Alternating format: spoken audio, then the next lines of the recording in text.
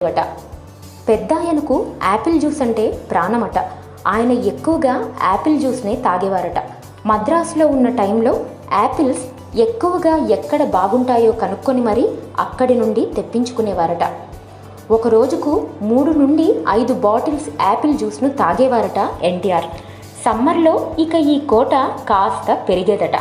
ఎక్కడ వెళ్ళినా, ఎంత మారుమూల షూటింగ్ జరిగినా ఇవి మాత్రం తప్పకుండా తన వెంట ఉండాల్సిందే.